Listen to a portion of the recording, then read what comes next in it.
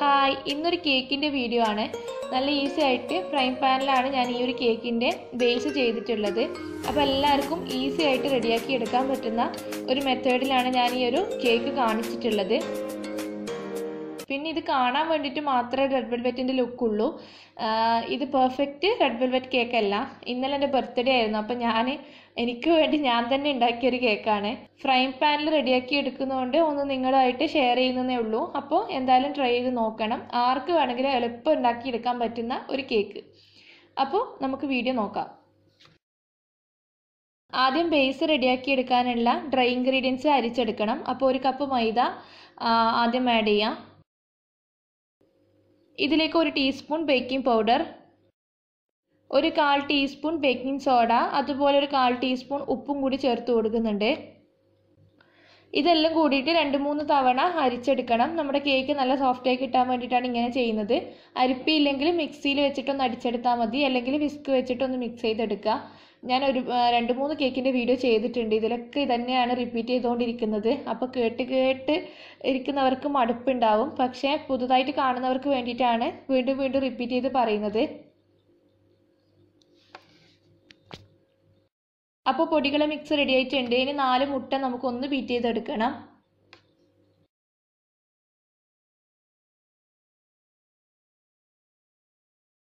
ഒന്നങ്ങ് beat ചെയ്ത് കിട്ടിയിട്ടുണ്ട്. ഇനി ഇതിലേക്ക് 1/4 കപ്പോളം പൊടിച്ച പഞ്ചസാര ചേർത്ത് കൊടുക്കുക. എന്നിട്ട് അതിൻ്റെ കൂട്ടത്തിൽ തന്നെ 1 ടീസ്പൂണോളം വാനില എസൻസും കൂടി ചേർത്ത് കൊടുക്കുന്നുണ്ട്. എന്നിട്ട് നന്നായിട്ട് തന്നെ ബീറ്റ് ചെയ്ത് നല്ലോണം മുട്ട പതപ്പിച്ചെടുക്കണം. ഇപ്പോൾ മുട്ട നന്നായിട്ട് തന്നെ പതഞ്ഞ് വന്നിട്ടുണ്ട്. ഇനി ഇതിലേക്ക് 100 ml വെജിറ്റബിൾ ഓയിൽ ചേർത്ത് കൊടുക്കുക. ഒരു റെഡ് കളർ കിട്ടാൻ വേണ്ടിയിട്ട് 1/2 ടീസ്പൂണോളം ലിക്വിഡ് കളറാണ് ഞാൻ ചേർത്ത് കൊടുക്കുന്നത്. ഫുഡ് കളർ ചേർത്ത് കൊടുക്കുന്നുണ്ട്.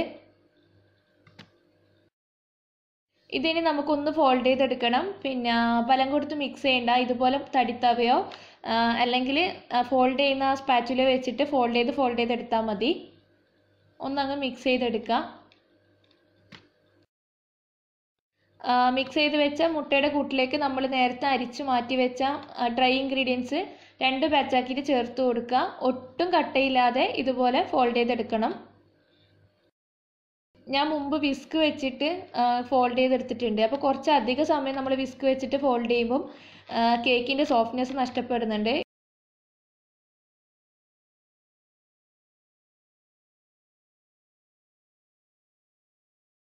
നമ്മുടെ കേക്ക് ബാറ്റർ ഇവിടെ റെഡി ആയിട്ടുണ്ട്. ഒട്ടും കട്ടയില്ലാതെ തന്നെ നന്നായിട്ട് മിക്സ് ചെയ്തെടുത്തിട്ടുണ്ട്.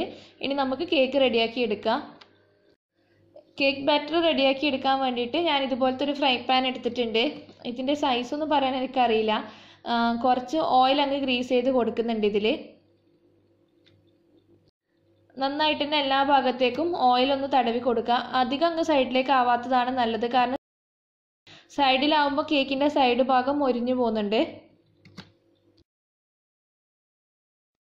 പാൻ അത്യാവശ്യം ചൂടായി കഴിഞ്ഞാൽ കറക്റ്റ് 6 മിനിറ്റാണ് നമുക്കിത് ബേക്കായി കിട്ടാൻ വേണ്ടിയിട്ട് വേണ്ട സമയം. പിന്നെ പാൻ നന്നായിട്ട് തന്നെ ചൂടായിരിക്കണം. പിന്നെ നമ്മൾ ലോ ഫ്ലെയിമിൽ വെച്ചിട്ടാണ് ഇത് ബേക്ക് ചെയ്തെടുക്കുന്നത്. അപ്പോൾ നമ്മൾ റെഡിയാക്കി വെച്ച ബാറ്ററിൻ്റെ പകുതി ഭാഗം ആദ്യം ഒഴിച്ചു കൊടുക്കുക. പിന്നെ ഞാൻ 2 ലെയറായിട്ടാണ് ഈ കേക്ക് ചെയ്യുന്നത്. അപ്പോൾ 3 ലെയറായിട്ട് ചെയ്യുന്നുണ്ടെങ്കിൽ 3-1 ഭാഗം ആദ്യം ഒഴിച്ചു കൊടുത്താൽ മതി. കേക്ക് ബാറ്റർ ഒഴിച്ച് കൊടുത്തതിന് ശേഷം നമുക്ക് ജസ്റ്റ് ഈ ഒരു പാൻ ഒന്ന് അനക്കി കൊടുക്കണം. സൈഡിലേക്കൊന്നും ബാറ്റർ ആവണ്ട, താഴെ ഒന്ന് ബേസായി കിട്ടാൻ വേണ്ടിയിട്ടാണ്. അപ്പം തന്നെ നമുക്ക് ഒരു ഫോയിൽ പേപ്പർ വെച്ച് കവർ ചെയ്തിട്ട് അതിൻ്റെ മുകളിൽ ഈ ഒരു പാൻ്റെ ലിഡ് വെച്ചിട്ട് ക്ലോസ് ചെയ്യാം. ലോ ഫ്ലെയിമിൽ വെച്ചതുകൊണ്ട് ഒന്നും സംഭവിക്കില്ല, അടിക്കൊന്നും പിടിക്കുകയും ചെയ്യില്ല. നല്ല കേക്കായിട്ട് തന്നെ നമുക്ക് കിട്ടും.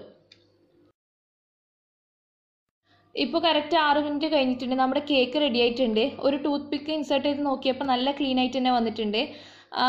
ഈ ഒരു കേക്ക് നമുക്ക് നന്നായിട്ട് തണുക്കാൻ വേണ്ടി മാറ്റി വെക്കണം. അതിനുശേഷം പാനിന് പുറത്തെടുക്കുക.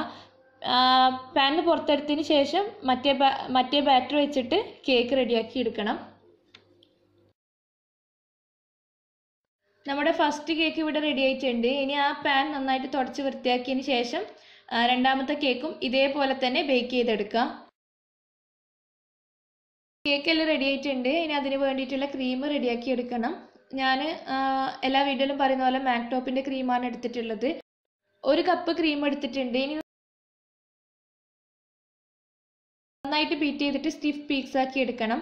പിന്നെ ഇതിൽ ഞാൻ ഐസിങ് ഷുഗർ ഒന്നും ചേർക്കുന്നില്ല, വാനില എസൻസും ചേർക്കേണ്ട ആവശ്യമില്ല. നല്ല ഫ്ലേവറോട് കൂടിയുള്ള ക്രീമാണ്.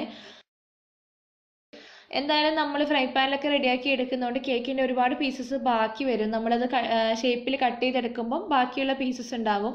അപ്പോൾ അത് പൊടിച്ചിട്ട് മുകളിലിട്ട് ഡെക്കറേറ്റ് ചെയ്യാണ് ചെയ്യുക. ഫ്ലവേഴ്സ് നോസിലോ പൈപ്പിംഗ് ബാഗോ ഒന്നും ഞാനിതിൽ ഉപയോഗിക്കുന്നില്ല. അതുകൊണ്ട് തന്നെ ഐസിങ് ഷുഗറും അറ്റും ഇട്ടിട്ട് ക്രീം അത്ര സ്റ്റിഫാക്കി എടുക്കുന്നില്ല. ഒന്നങ്ങ് നന്നായിട്ട് തന്നെ ബീറ്റ് ചെയ്തെടുക്കുന്നത് മാത്രമേ ഉള്ളൂ. ക്രീം നല്ല സ്റ്റിഫാക്കി എടുത്തിട്ടുണ്ട്. ഇനി നമുക്ക് ഡെക്കറേഷൻ ചെയ്യാൻ വേണ്ടി തുടങ്ങാം.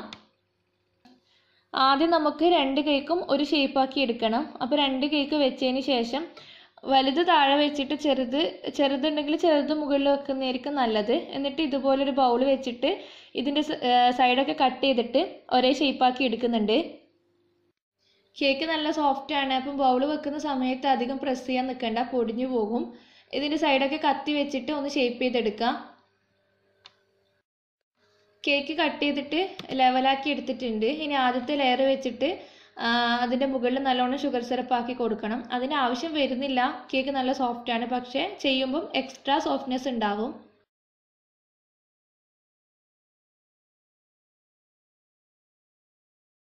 അതിൻ്റെ മുകളിലായിട്ട് ക്രീം തേച്ച് കൊടുത്തതിന് ശേഷം മറ്റേ കേക്ക് വെച്ചിട്ട് കവർ ചെയ്യാം.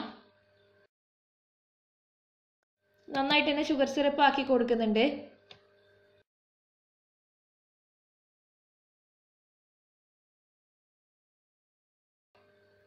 ഹേർട്ട് ഷേപ്പ് ആക്കി എടുക്കാൻ വേണ്ടിയിട്ട് ഇതൊന്ന് വി ഷേപ്പ് കട്ട് ചെയ്യുന്നുണ്ട്. അപ്പോൾ കട്ട് ചെയ്യുന്ന സമയത്ത് ശ്രദ്ധിച്ചിട്ട് കട്ട് ചെയ്യണം.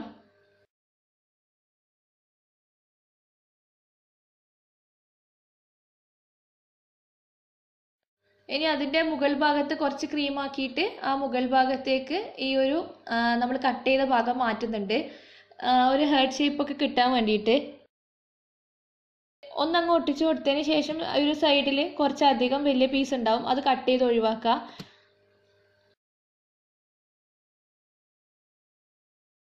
നമ്മുടെ കേക്ക് ഒന്ന് ഷേപ്പാക്കി എടുത്തിട്ടുണ്ട്. ഇനി ഇതിൻ്റെ ചുറ്റും നമുക്ക് ക്രീം ആക്കിയിട്ട് ഒന്നങ്ങ് കവർ ചെയ്ത് കൊടുക്കാം.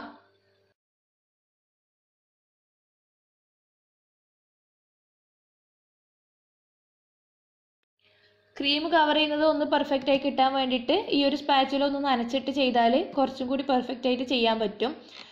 നനച്ചിട്ട് വെള്ളം ഉണ്ടാകാൻ പാടില്ല, വെള്ളം ഒന്ന് തുടച്ച് കളയണം. ജസ്റ്റ് ഒന്ന് തുടച്ച് കളഞ്ഞാൽ മതി.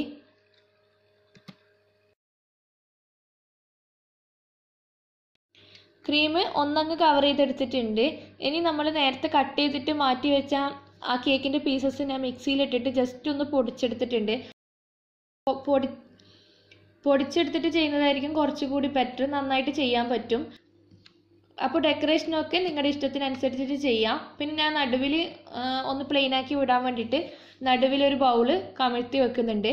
എന്നിട്ട് നമ്മൾ പൊടിച്ച് വെച്ച പൊടി അരിപ്പ വെച്ചിട്ട് എല്ലാ ഭാഗത്തേക്കും ഒന്നങ്ങ് സ്പ്രെഡ് ചെയ്യാണ് ചെയ്യുന്നത്.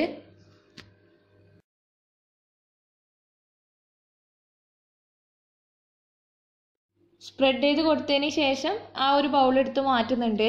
അതിനിടയിൽ വാട്സപ്പിൽ സ്റ്റാറ്റസ് ഇടാൻ വേണ്ടിയിട്ട് മൊബൈലിൽ ജസ്റ്റ് ഒരു വീഡിയോ എടുക്കുന്നതാണ്. ക്യാമറയിൽ ഈ സംഭവം വന്നത് ഞാൻ ശ്രദ്ധിച്ചിട്ടില്ല, അതെടുത്ത് മാറ്റാം.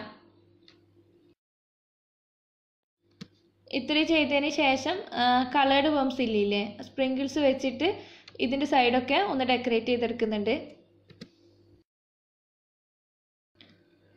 ഒരുവിധം ഈ ഒരു കേക്ക് ഞാൻ ഡെക്കറേറ്റ് ചെയ്തെടുത്തിട്ടുണ്ട്. ഇനി ഇതിൻ്റെ സൈഡൊക്കെ ഒന്നങ്ങ് തുടച്ചെടുക്കുന്നുണ്ട്. എന്നിട്ട് നടുവിൽ കുറച്ച് ഷുഗർ ബോൾസ് ഇട്ട് കൊടുക്കുന്നുണ്ട്. എന്തായാലും നിങ്ങൾ ട്രൈ ചെയ്ത് നോക്കിയിട്ട് ഫീഡ്ബാക്ക് ഒക്കെ പറയണം. പിന്നെ നല്ല ഈസി ആയിട്ടുള്ളൊരു കേക്കാണ്. എനിക്ക് തോന്നുന്നു ഇതാന്ന് തോന്നുന്നു കുറച്ചും കൂടി ഈസി. കാരണം മറ്റേ കേക്ക് നമ്മൾ ബേക്ക് ചെയ്തെടുക്കുമ്പം 35-40 മിനിറ്റോളം വെയിറ്റ് ചെയ്യണം. ഇതൊരു 10-12 മിനിറ്റിനുള്ളിൽ നമുക്ക് റെഡിയാക്കി എടുക്കാം. 2 പ്രാവശ്യം ഒഴിച്ചു കൊടുക്കേണ്ട ബുദ്ധിമുട്ട് മാത്രമേ ഉള്ളൂ. പക്ഷെ പെട്ടെന്നൊക്കെ കേക്ക് റെഡിയാക്കണം എന്ന് പറഞ്ഞാൽ ഇതൊരു ഈസി മെത്തേഡായിട്ടാണ് തോന്നുന്നത്. അപ്പോൾ ട്രൈ ചെയ്ത് നോക്കണം, എന്നിട്ട് ഫീഡ്ബാക്ക് പറയണം. പിന്നെ ടേസ്റ്റിൻ്റെ കാര്യത്തിന് അത്ര വലിയ പ്രശ്നമൊന്നും വരുന്നില്ല. നല്ല സോഫ്റ്റ് ആയിട്ടുള്ള മോയിസ്റ്റ് ആയിട്ടുള്ള കേക്കാണ്. നമ്മൾ ഒഴിക്കുന്ന ഓയിൽ അധികമാകുമ്പോഴാണ് ഇതിൻ്റെ താഴ്ഭാഗവും സൈഡൊക്കെ അങ്ങ് മുരിഞ്ഞ് കിടക്കുന്നത്. അപ്പോൾ ഓയിലിൻ്റെ അളവ് കുറച്ചിട്ട് ചെയ്യാൻ ശ്രദ്ധിക്കുക. എന്തായാലും നിങ്ങൾക്ക് ഇഷ്ടപ്പെടും. അപ്പോൾ ഫീഡ്ബാക്ക് പറയാം. വീഡിയോ ഇഷ്ടപ്പെടുകയാണെങ്കിൽ ലൈക്ക് ചെയ്യാനും ഷെയർ ചെയ്യാനും മറക്കരുത്. ഇതുവരെ സബ്സ്ക്രൈബ് ചെയ്തിട്ടില്ലെങ്കിൽ ഇപ്പം തന്നെ സബ്സ്ക്രൈബ് ചെയ്യാം. Thank you.